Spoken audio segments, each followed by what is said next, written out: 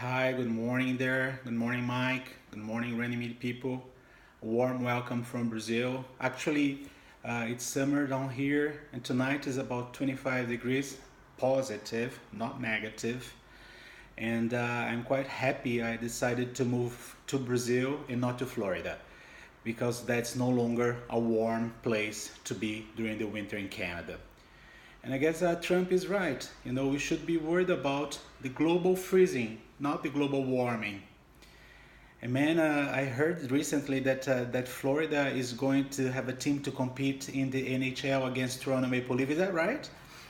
Just kidding, just kidding. Jokes apart, I was deeply blessed and honored by you, Mike, when you have asked me to do this and to share with you my testimony regarding how God can talk uh, to us or spoke to me through the natural world or nature itself.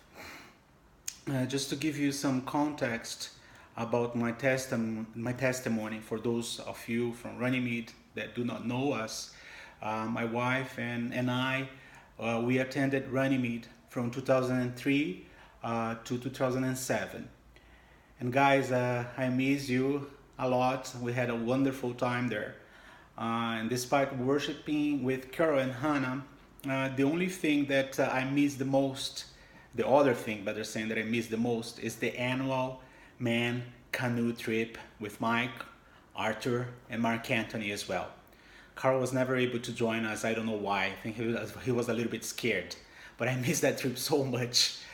And during this period where we worshipped with you guys at Runnymede, I also worked for Royal Bank of Canada at the Capital Markets International Division in Toronto downtown. As I worked as a research analyst, looking for corporate bonds issued by companies in Brazil and other countries in Latin America as well.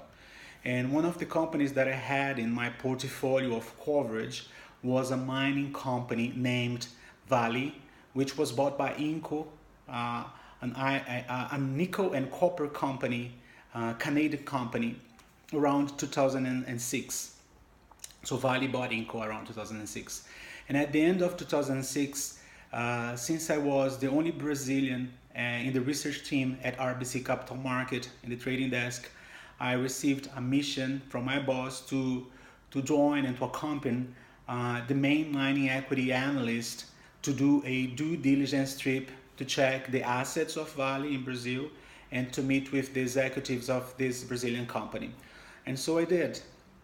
The trip went so well, this first trip, that the head of the mining division decided to perform another trip in early 2007. And with a couple of investors that were all working for mutual funds around the world, mostly in Canada, England, and Australia as well. So when we decided upon this trip and to accommodate and make all the final arrangements for this trip, I went to Brazil a couple of days before the group, and at that period I had the opportunity to spend the weekend as well before their arrival in the city of São Paulo. And Sunday night, I also had the opportunity to attend the church that I participate for so many years. And the pastor, which is my personal friend, he was preaching about God's power over the natural world, over the nature. And he gave lots of biblical examples of nature and the natural world submitting to God's will. So he spoke about Jesus calming the storm, Moses and the Red Sea, and so many other examples. And the conclusion of that message was that if God was so powerful to do so, how much more powerful God was to take care of our personal needs. That message spoke a lot to me in that period and spoke deeply to my heart. So next Monday morning, I took a flight to Rio de Janeiro to meet with these investors because Vale, the company headquarters, is still located at Rio de Janeiro and was located at that time as well. And from there, we would start our journey to the north of the country where the mines were located. The iron ore mines were located and the copper mines as well.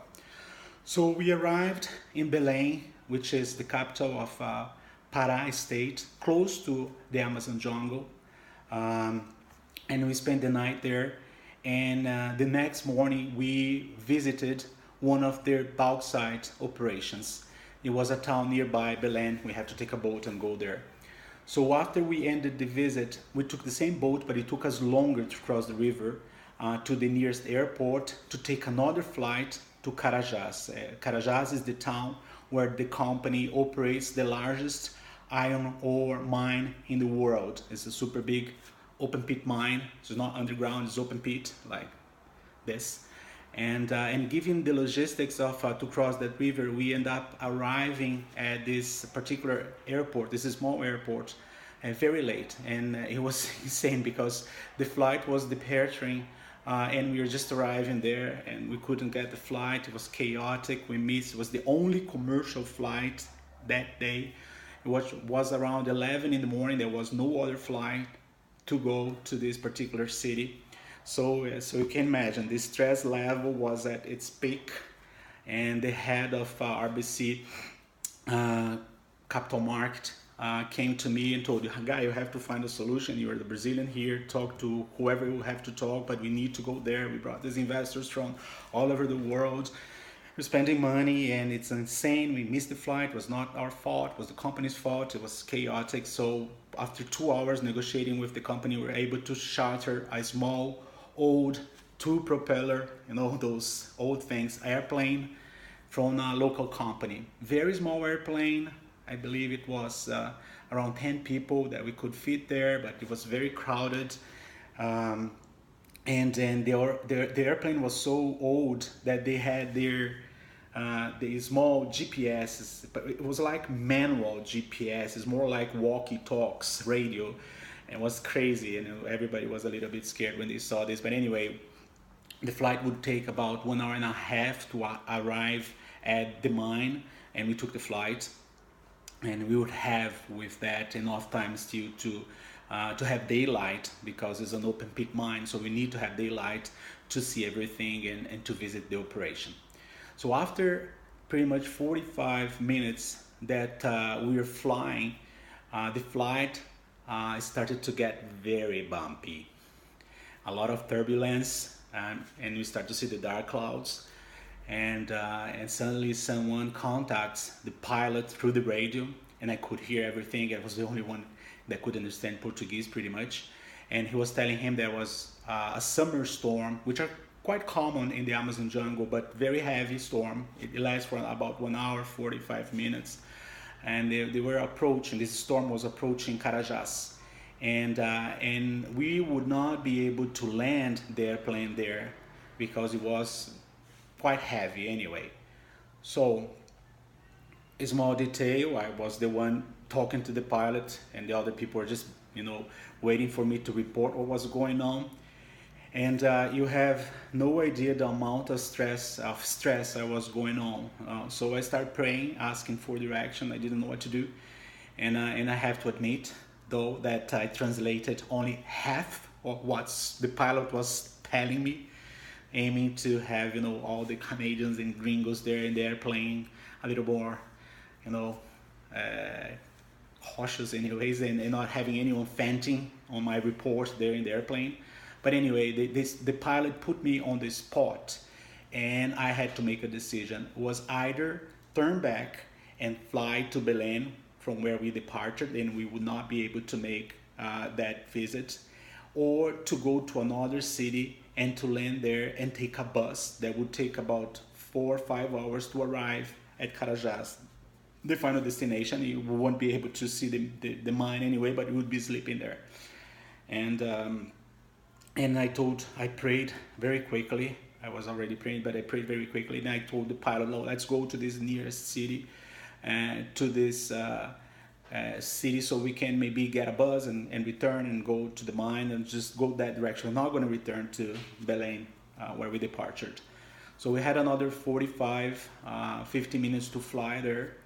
And boy, I can tell you, I started putting in practice everything that I learned from my pastor in that sermon. I asked God to find me a way through this, because I was sure, seriously, I was sure that I would lose my job after spending pretty much the equivalent of 20,000 Canadian dollars to chart that plane, to rent that plane to go to that location, not being able to see that location. And it was very stressful anyway. So I was praying through this, and then to make this story short, about 1 hour, an hour, 10 minutes after we departed, or 20 minutes after the pilot told us, 20 minutes, 25 minutes after the pilot told us that we have to go to the other city, he receives a call from the base, the Carajás base, stating that the storm was just passing through the mine, the airport and the mine, and then by the time that we go back, we would have enough time to land there and it would be fine, because the storm would have already passed away. It was not so heavy as they were expecting anyway. So I told him, go back there, go back, let's go to the mine. And then we arrived there in time to visit the mine and also to perform all the agenda that we had planned for that visit. And I took a lot of pictures and about this, and you could see the sky was clear one side, it was black the other side. It was quite amazing. So the next day, we visit the mine that day. The next day, we went to visit another mine, and we flew over a reserved area that this company in particular takes care in the Amazon jungle. It's a stretch of the Amazon jungle in that region, because most of the jungle was decimated by cattle farms, since Brazilians love to eat meat a lot, and they are going up north there. So we flew through that area. It was a reserved area, and it was very green. It was very green. It was similar to, I would say, a green ocean of trees, only trees, green, dark trees. And suddenly I spotted this beautiful yellow tree. And I sent some pictures to Mike as well. One of the pictures is the real tree, the other is a similar tree, so you can see the kind of tree that I'm talking about because it's far away. And the name of this tree in Portuguese is Ipe, I-P-E, Ipe. And Ipe is an indigenous name for this family of trees, which is known for their abundant blossoms. They blossom quite beautifully. And they are, in Brazil, the most common color of these flowers are yellow. So they're beautiful yellow trees, and I spotted that yellow tree in the middle of that Amazon jungle through that flight, the second flight. We're going to a copper mine now, and that next day. So boy, that it was something to me. And at that moment, I felt God talk loudly to me, and this came to my mind, these words came to my mind, saying pretty much, Marcus, when I look at you, in my eyes, you are not like anyone else. You are like this yellow tree from this amazing Amazon jungle. And I can see you, I can take care of your particular needs, and you are my beloved child, believe it. And well, to tell you the truth, I believe today that I will be able to tell and retell this story for many years, because it was such an amazing experience that I had with God, looking at the natural world, the nature itself. And when I got back from this trip, when I got back from this trip, Mike told me to testify about this to the church, to the Runnymede church. And I had an amazing experience giving my testimony, showing the pictures, I showed all the pictures, and sharing some scripture with the church as well. And this led to so many other things. This testimony would be so big, so if I had to give it to you anyway. So right after this testimony, I moved back to Brazil to work with the same company, which I was visiting with RBC personnel and clients. And today, my family grew. I have another daughter. Everything is fine and healthy. But 4 years ago, I started being deeply involved with Celebrate Recovery here in Brazil. And I started that program to deal with several family losses that I had in my life. My brother, some of you guys know, my cousin, uncle, and more recently, my niece, which was the daughter of my brother that passed away when I was in Canada anyway.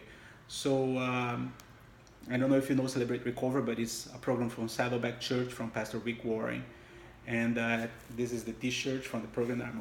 I'm promoting it, but anyway, it's something that I want to share because it's part of my testimony today as well. And the CR program requires that anyone that wants to be a leader or a volunteer has to write her or his own testimony to share it in public during an open share meeting. So last year I read my testimony for the first time, and I finished my testimony like this. Today I see myself differently. I see myself as the EP3 of this photo, this picture, which appears in the middle of the Amazon rainforest. It's yellow, it's unique, and it stands out in the midst of so much green. And I know that God sees me like this tree. I'm unique, I'm singular, and He sees me from who I am. And recently I also discovered that this particular tree, it blossoms its most beautiful flowers after a period of great hydrological distress, or lack of water, better saying. And today my family losses and emotional wounds no longer can make me a dry and sensitive person, but moreover, they no longer define me. But actually, by the grace and care of God, they were transformed in the most beautiful flower to help me to exhale the good perfume of Christ.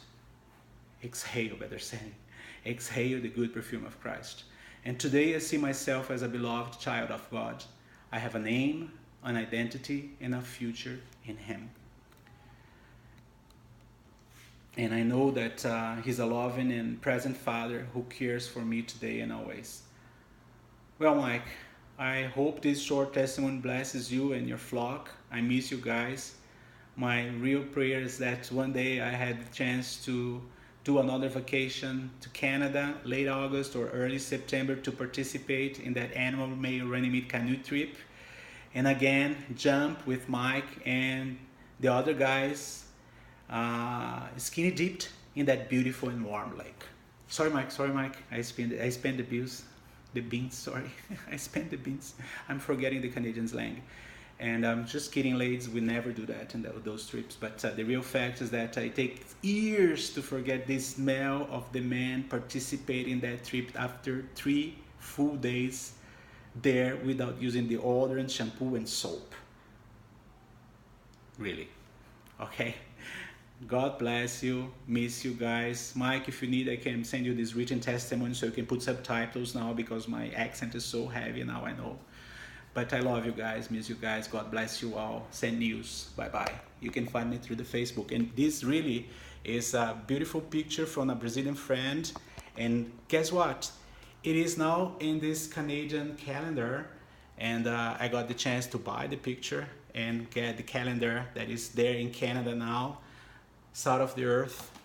It's a friend of mine here in Brazil, one of the pictures. Love you guys. God bless you. Bye.